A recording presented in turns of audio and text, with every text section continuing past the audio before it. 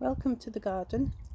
It came up in my memories on Facebook, then I can still safely say that none of this existed 2 years ago, only just 2 years ago, but this is its second year and it's doing alright, especially as it's had 3 weeks of neglect while I was away, except for the fact that somebody did come round and water it.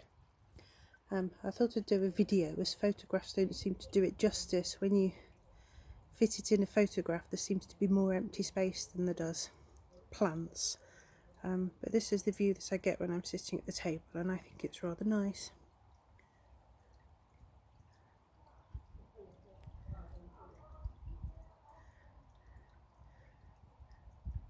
So most of this lot came either out of a Thompson & Morgan variety pack thing, or it's presents from friends or things that I brought with me. And I don't know what that is growing out near the lavender. I think it might be some sort of sunflower, but I decided to leave it, and it's one of those things that crops up but I didn't plant, so I don't know what it is. And then round to the side, this overgrown mess at the minute is my herb garden, but I've never had an actual herb garden before, so I'm very pleased to have it. The Sophinia petunias on the fence have smelled absolutely beautiful this year. It's really lovely. Spare hanging basket plants, also from Thompson & Morgan.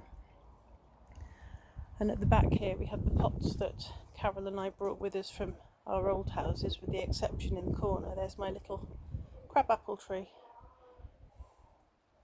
It's a sumac there. That's a very boring skimmer that never does anything, but I'm really bad at throwing plants away. My poor Acer that died, and the replacement one down there. The rowan tree is another thing I never planted. I reckon the squirrels or the birds did, but it's doing very well. That came from my old house. It's not grown in the last 2 years. And here is my little tiny pond that's looking a lot better since I put watercress in it. Needs a good weed, as you can see. That flipping horsetail, that's only 3 weeks worth. And I'm trying to cover the shed really, so that we get more birds, because at the minute there's nowhere really for them to hide. Lots of Verbena bonariensis at the back. The sweet peas have decided to grow far too late, and again I've got no idea what that is. I didn't put it there. Most of the stuff that's come up is because I bought a load of compost off the farm, and I've had ivy leaf toad flax and poppies and all sorts of things from that. And here are my hollyhocks that I'm letting go to seed, because they were black hollyhocks that Dave Seed gave me, and the flowers on them are absolutely amazing. And my next challenge this weekend is to look at all the little things that have seeded themselves down here and decide what I want to keep and what can go and be weeded. Work out what's what as well. There are days when it's difficult to see it as a beautiful garden and not a to-do list, but I think I've done quite well. Oh, another thing to show you. It's my wormery in the corner there. I think they all boiled to death very sadly during the hot weather while I was away, so I bought some more worms for it.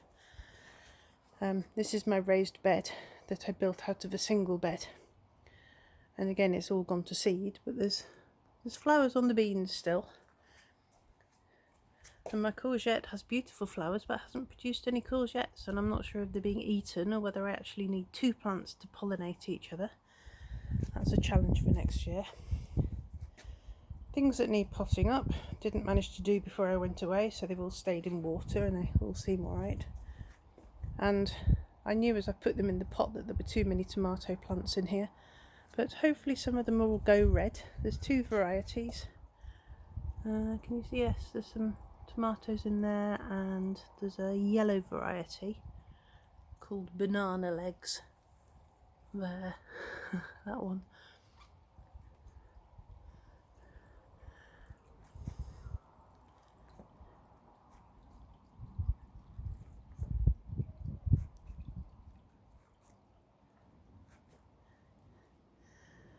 And that's it. That's my to-do list. Sorry, garden.